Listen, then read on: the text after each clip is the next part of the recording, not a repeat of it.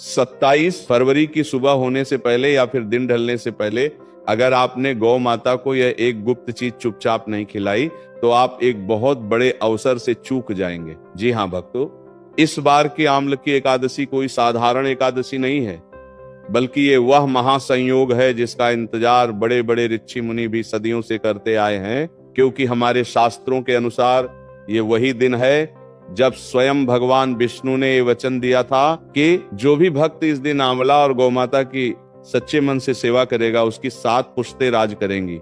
मेरी बात को बहुत ध्यान से सुनिएगा, क्योंकि यह मौका सालों में सिर्फ एक बार आता है और अगर इस बार आप चूक गए तो शायद आपको पूरी जिंदगी पछताना पड़ सकता है। आज के इस विशेष वीडियो में हम आपको वह गुप्त चीज बताने जा रहे हैं जो आपको गौ माता को खिलानी है। पर याद रहे, शर्त केवल इतनी है कि यह काम बिल्कुल चुपचाप होना चाहिए, बिना किसी के टोके, बिना किसी के देखे।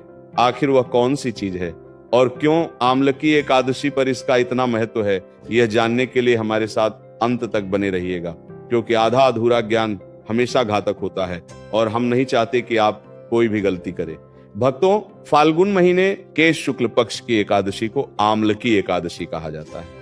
आम्लकी का अर्थ होता है आंवला, वही आंवला जिसे हम और आप एक साधारण फल समझते हैं, लेकिन हमारे पुराणों में इसे धरती का अमृत कहा गया है। कहा जाता है कि जब ब्रह्मा जी की उत्पत्ति हुई थी तब उनके पवित्र आंसुओं से ही आंवला का पेड़ इस धरती पर आया था। इसीलिए इस पेड़ के हर एक पत्ते में, हर एक डाल में सभी देवी देवताओं का वास माना जाता है।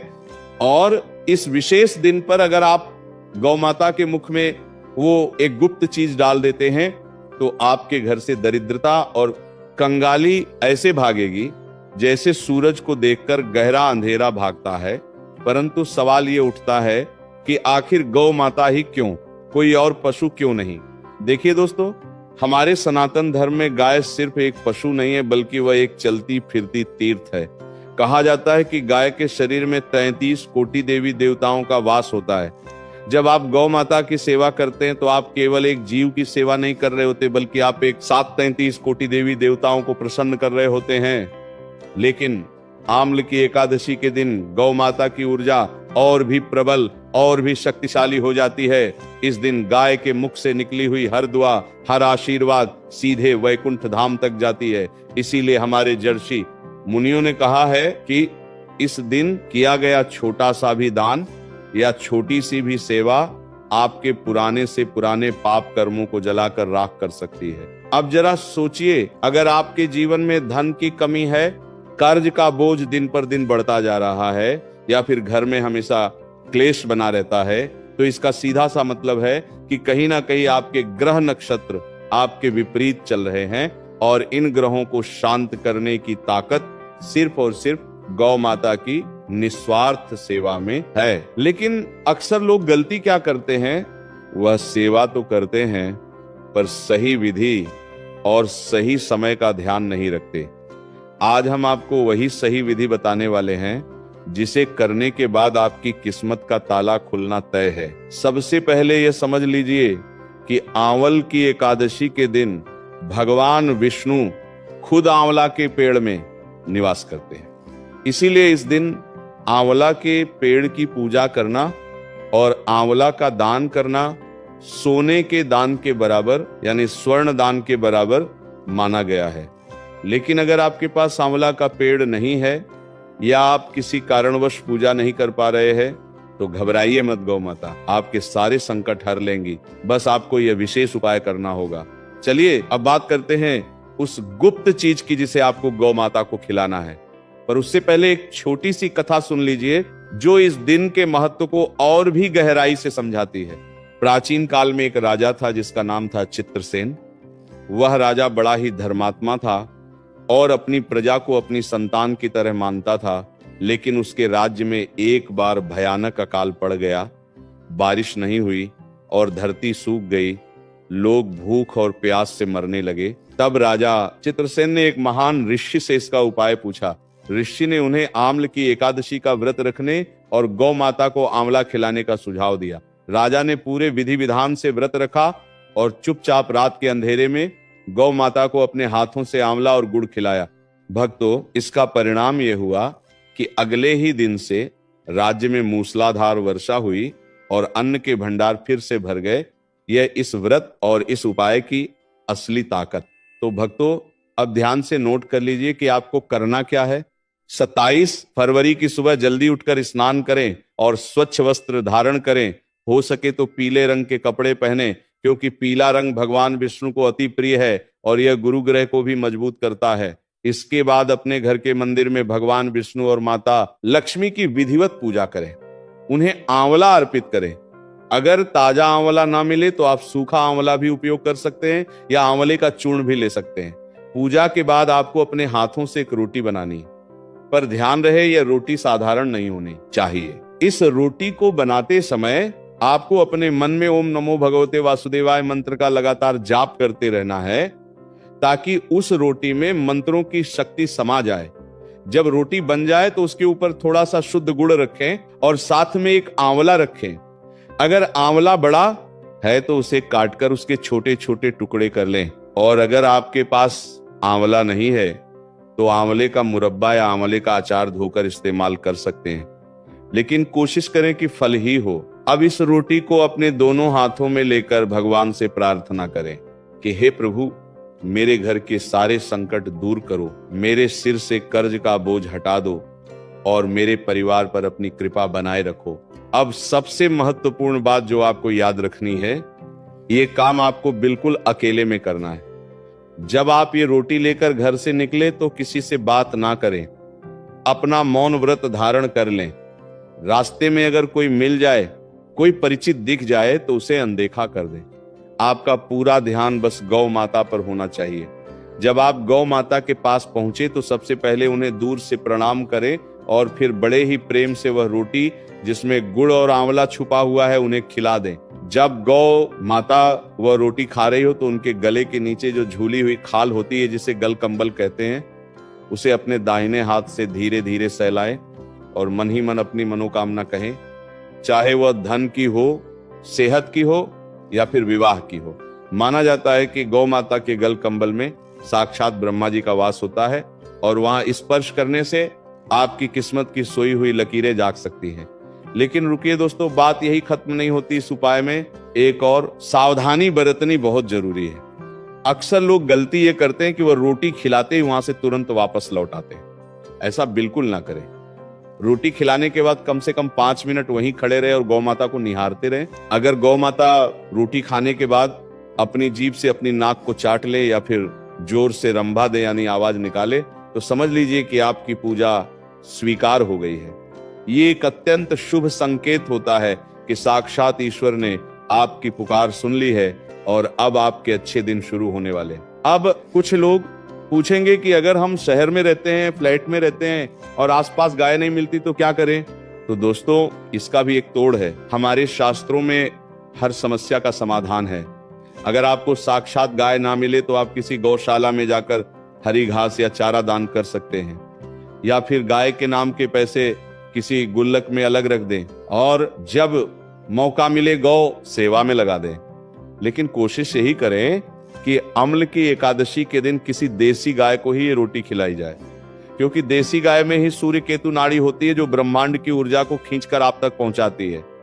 जर्सी या विदेशी नस्ल की गाय में यह नाड़ी नहीं होती, इसीलिए उन्हें खिलाने से उतना लाभ नहीं मिलेगा जितना देसी गाय को खिलाने से मिलता है। एक बात और जो आपको विशेष रूप से ध्यान रखनी है वह यह है कि इस दिन भूलकर भी गौ माता को झूठा खाना या रात की बची हुई रोटी ना खिलाएं। कई लोग आलस के कारण रात की बची हुई रोटी सुबह गाय को दे देते हैं। ये बहुत बड़ा पाप है। इससे घर में दरिद्रता आती है, आमल की एकादशी के दिन आप तक पहुंचाती है। जर्सी या विदेशी नस्ल की गाय में यह नाड़ी नहीं होती, इसीलिए उन्हें खिलाने से उतना लाभ नहीं मिलेगा जितना देसी गाय को खिलाने से मिलता है। एक बात और जो आपको विशेष रूप से ध्यान रखनी है वह यह है कि इस दिन भूलकर भी इसलिए रोटी बिल्कुल सादी होनी चाहिए। बस आटे में थोड़ा सा हल्दी मिला ले तो और भी शुभ होगा, क्योंकि हल्दी शुभता का प्रतीक है।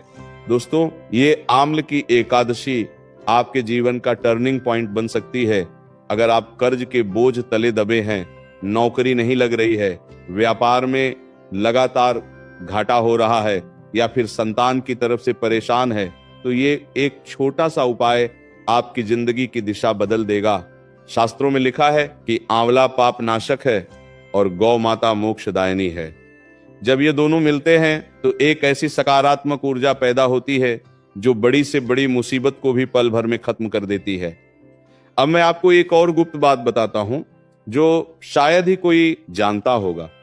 अगर आप चाहते हैं कि आपकी 7 पुश्तें राज करें, यानी आपके खानदान में कभी धन की कमी ना हो, तो रोटी खिलाने के बाद गौ माता के खुरों की धूल यानी उनके पैरों की मिट्टी लेकर अपने माथे पर लगा लें।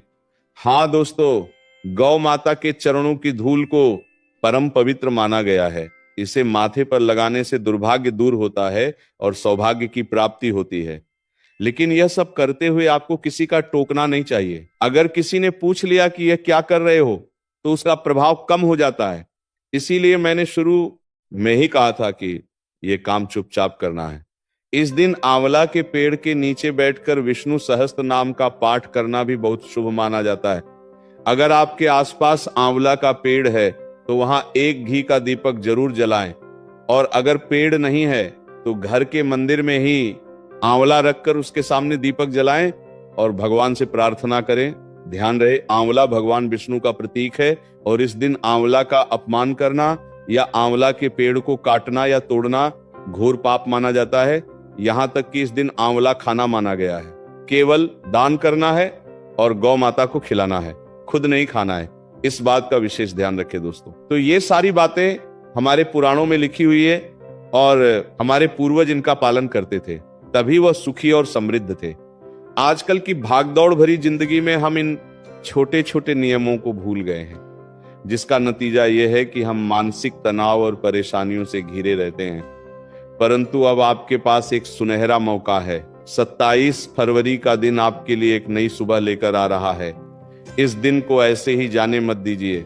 सुबह जल्दी उठिए और पूरे श्रद्धा भाव से इस उपाय को कीजिए।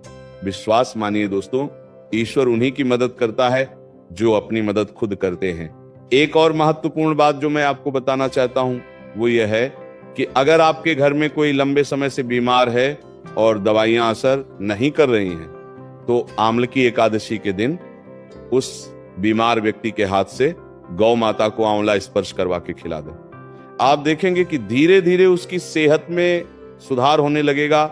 ये आंवला का चमत्कार है जो वैज्ञानिक रूप से भी सिद्ध हो चुका है कि आंवला में रोग प्रतिरोधक क्षमता बढ़ाने की ताकत होती है, लेकिन आध्यात्मिक रूप से यह रोगों को नष्ट करने वाला माना गया है।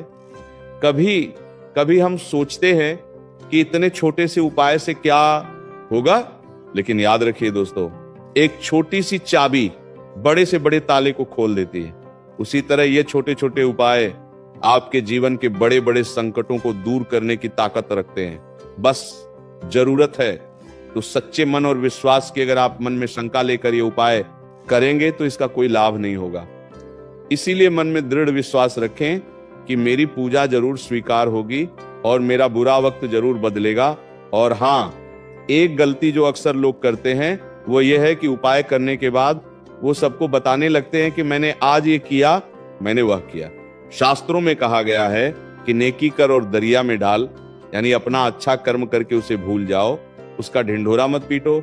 जब आप अपने पुण्य कर्मों का बखान करते हैं तो उनका फल नष्ट हो जाता है। इसीलिए इस बात को अपने तक ही सीमित रखें और गुप्त रूप से दान पुण्य करते रहे। यही सच्ची भक्ति है। तो अपने घर में गुड़ और आंवला पहले से ला कर रख लीजिए ताकि सुबह कोई भाग दौड़ ना हो और सुबह शांति से उठकर अपने नित्य कर्मों से निवृत्त होकर इस महा उपाय को अंजाम दें। याद रखिए, किस्मत दरवाजा बार बार नहीं खटखटाती। यह अवसर आपके दरवाजे पर खड़ा है, इसे अंदर आने दीजिए और अपने जीवन को खुशियों से भर लीजिए। जाते जाते एक आखिरी बात और सुन लीजिए, अगर आप इस दिन गौ माता को रोटी नहीं खिला पा रहे हैं किसी मजबूरी के कारण, तो कम से कम किसी गरीब को आंवला दान जरूर करें। नर सेवा ही नारायण सेवा है। अगर आप किसी भूखे को भोजन कराते हैं तो वह भी साक्षात ईश्वर की सेवा ही मानी जाती है। परंतु प्राथमिकता गौ माता को ही दें क्योंकि इस दिन उनका महत्व सर्वोपरि है। मैं आशा करता हूं कि आप इस वीडियो में बताई गई हर बात को अच्छे से समझ गए होंगे और 27 फरवरी को आम्ल की एकादशी के दिन इस उपाय को जरूर करेंगे। दोस्तों, हमारा उद्देश्य यही है कि आपके जीवन से दुख दर्द दूर हो और आप सुख शांति से अपना जीवन व्यतीत करें। अगर आपको यह जानकारी अच्छी लगी हो तो इसे अपने दोस्तों और रिश्तेदारों के साथ शेयर जरूर करें, ताकि वह भी इस पुण्य के भागी बन सके, क्योंकि अच्छी बात फैलाना भी एक पुण्य का काम है। याद रखिए, समय बड़ा बलवान होता है और ग्रह नक्षत्र अपना प्रभाव दिखाते ही हैं, लेकिन जो मनुष्य भक्ति और सेवा के मार्ग पर चलता है उसका ग्रह भी कुछ नहीं बिगाड़ सकते। भगवान विष्णु और गौ माता की कृपा आप सभी पर बनी रहे, यही मेरी प्रार्थना है। अब देर किस बात की, आज से ही तैयारी शुरू कर दीजिए और मन में बस यही ध्यान रखें कि मुझे अपनी किस्मत बदलनी है और वह मैं बदल कर रहूंगा। अंत में एक बार फिर से दोहरा दूं, रोटी में गुड़ और आंवला छुपाना मत भूलिएगा, और सबसे बड़ी बात, इसे चुपचाप खिलाना है। यही इस उपाय की सफलता की कुंजी है। जय श्री हरि विष्णु। एक बात जो मैं आपको बताना भूल गया था वो ये है कि जब आप गौ माता के पास जाएं तो कोशिश करें कि आपके पैर में जूते चप्पल ना हो। अगर संभव हो तो नंगे पैर ही गौ माता के पास जाएं, क्योंकि जहां गौ माता खड़ी होती हैं वो जगह मंदिर से कम नहीं होती, और मंदिर में हम जूते पहनकर नहीं जाते। इस छोटी सी बात का भी अगर आप ध्यान रखेंगे तो आपकी श्रद्धा और भी गहरी दिखाई देगी और फल भी उतना ही शीघ्र मिलेगा। कई बार ऐसा होता है कि गाय रोटी सूंघ कर छोड़ देती है, खाती नहीं है।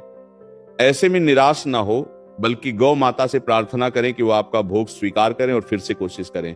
अगर वो फिर भी ना खाएं तो वो रोटी किसी और गाय को खिला दें, लेकिन उस रोटी को वापस घर लेकर ना आए और ना ही उसे फेंके। ये बात बहुत महत्वपूर्ण है। दोस्तों, आम्ल की एकादशी के दिन आपको अपने घर के मुख्य द्वार पर भी हल्दी और पानी से स्वास्तिक बनाना चाहिए। यह भी लक्ष्मी जी को आमंत्रित करने का एक अच्छा तरीका है। जब आप गौ माता की सेवा करके वापस घर आए तो मुख्य द्वार पर बने स्वास्तिक को प्रणाम करें और घर में प्रवेश करें। ऐसा करने से आपके साथ साथ गौ माता का आशीर्वाद भी घर के अंदर प्रवेश करेगा और घर की नकारात्मक ऊर्जा बाहर निकल जाएगी। देखिए, जीवन में उतार चढ़ाव तो आते रहते हैं, लेकिन कुछ दिन ऐसे होते हैं जो हमें इन मुसीबतों से निकलने का रास्ता देते हैं। आम्ल की एकादशी वही रास्ता है, बस जरूरत है सही कदम बढ़ाने की। आप एक कदम बढ़ाइए, ईश्वर आपकी तरफ 10 कदम बढ़ाएंगे। तो भक्तों, इसी के साथ ये कथा समाप्त होती है। बोलो राधे राधे। धार्मिक संबंधित वीडियो देखने के लिए आप प्रेम ज्ञान चैनल को सब्सक्राइब अवश्य करें।